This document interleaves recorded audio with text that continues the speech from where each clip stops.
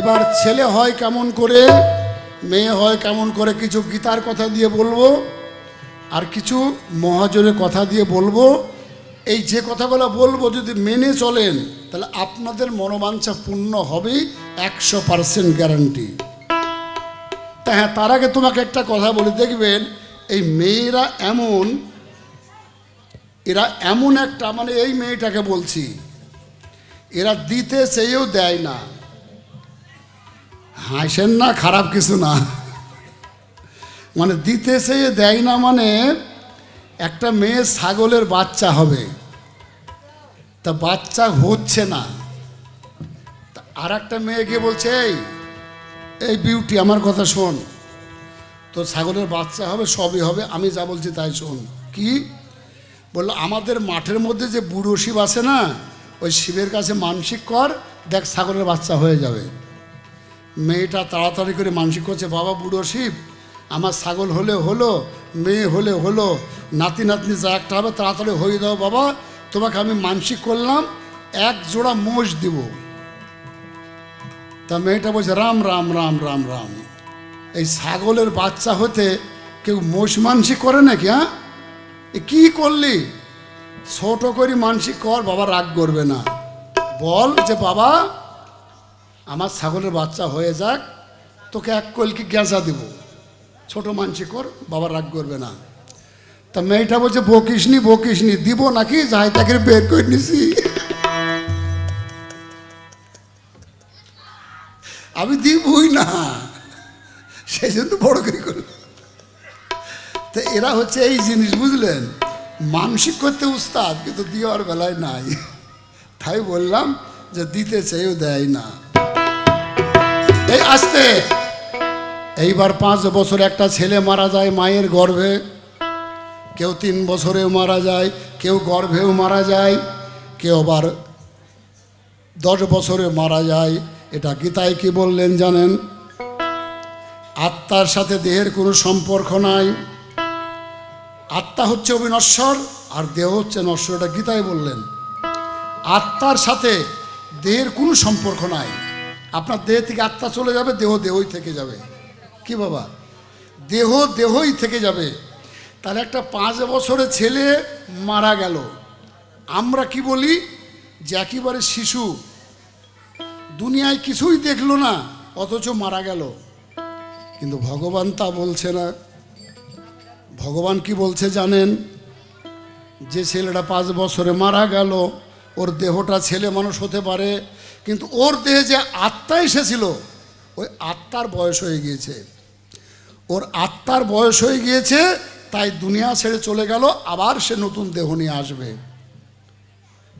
দেহটা শিশু, দেহের সাথে আত্মার কোনো সম্পর্ক নাই, তাই সে চলে গেল। এইবার ছেলে হয় কেমন করে, গর্ভে মরণ তো বলেই গেলাম। মেয়ে হয় কেমন করে, যমক সন্তান হয় কেমন করে, দেখবেন গণনা কাটা হয়, হয় না? এগুলো তিথি নক্ষত্র, এই গানের মধ্যে সব পাবেন। আর মেয়েটাকে একটা প্রশ্ন আগেই করে নি, নাহলে ওর ভুল হয়ে যাবে, আবার ওকে চিন্তা ভাবনা করতে হবে। তো প্রশ্নটা কি, দেখো এখানকার মায়েরা খুব ভালো, তোমরা ভাসুর দেখলে, শ্বশুর দেখলে, বয়োজ্যেষ্ঠ মানুষ দেখলে মাথায় ঘুমটা দাও।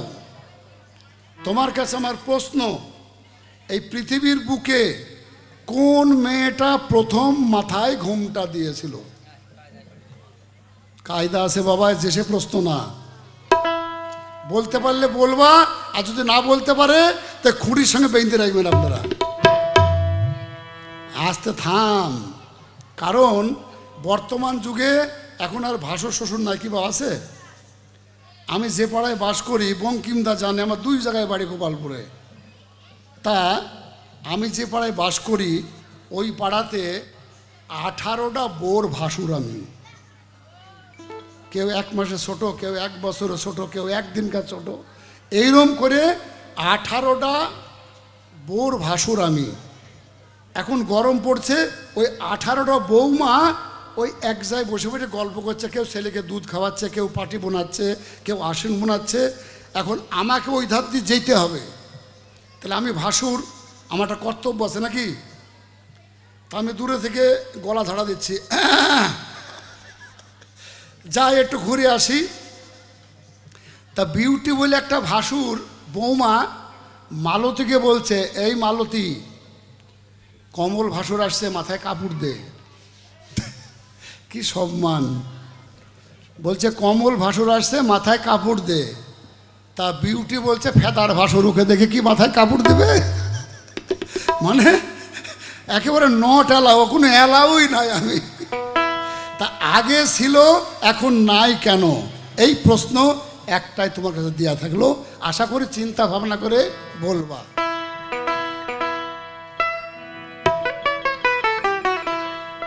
ওরে গর্ভে মরণ, গর্ভে মরণ পাপের কারণ, এটা মহাজনে তাই বলে। কর্মক্ষেত্রে জন্ম জীবের সকর্মের ফলে।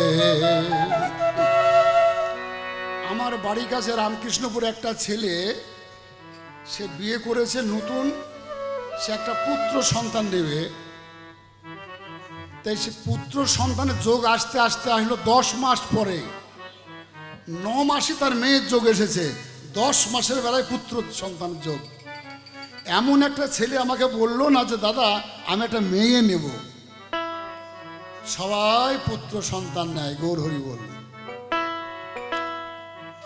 গর্ভে মরণ পাপের কারণ, মহাজনে তাই বলে। কর্মক্ষেত্রে জন্ম জীবের সকর্মের ফলে। কর্মক্ষেত্রে জন্ম জীবের সকর্মের ফলে।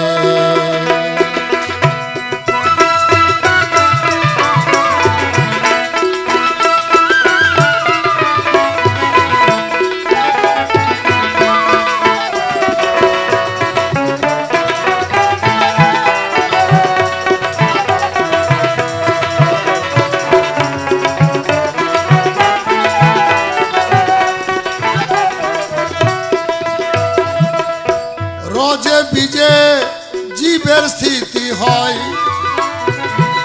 শত ধাতু মিশে গেলে 3 গুণের আশায় গো, 3 গুণের আশায়।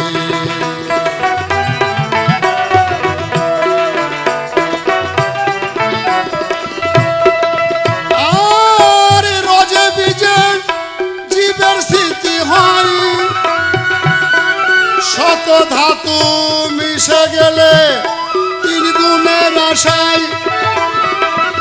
স্ববর্ণেতে গঠিত হয়, স্ববর্ণেতে গঠিত হয়। শত ধাতু মিশে গেলে তার, শত ধাতু মিশে গেলে কর্মক্ষেত্রে জন্ম জীবে সকর্মের ফলে। মন আমার কর্মক্ষেত্রে জন্ম জীবে।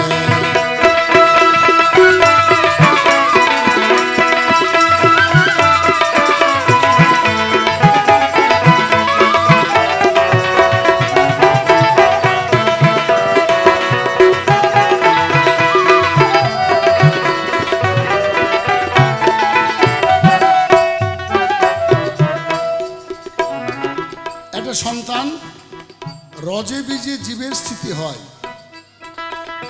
শত ধাতু মিশে গেলে 3 গুণের আশায়। স্ববর্ণেতে গঠিত হয়, শত ধাতু মিশে গেলে। সংসারের সন্তান হলে হয় একটু বাবার মতো লাগে দেখতে, না হয় মায়ের মতো লাগে, না হয় দাদুর মতো লাগে, একটু থাকবেই মুখের কাটিংটা। রবি গুরু শনি মঙ্গলবার, ছোট ছোট রবি গুরু শনি মঙ্গলবার। অষ্টকী 12 দিনে করিলে বিহার গো, করিলে বিহার।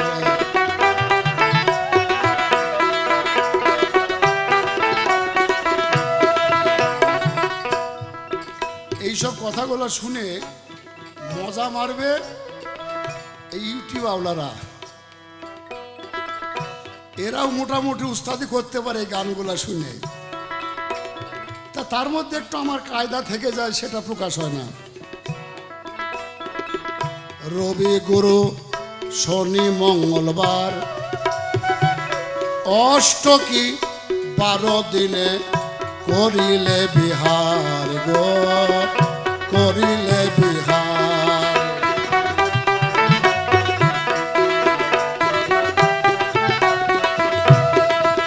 আরে অবশ্য তার পুত্র জন্মায়, অবশ্য তার পুত্র জন্মায়, সমান তিথি থাকিলে তার, সমান তিথি থাকিলে কর্মক্ষেত্রে জন্ম জীবের সকর্মের ফলে, কর্মক্ষেত্রে জন্ম জীবের সকর্মের ফলে।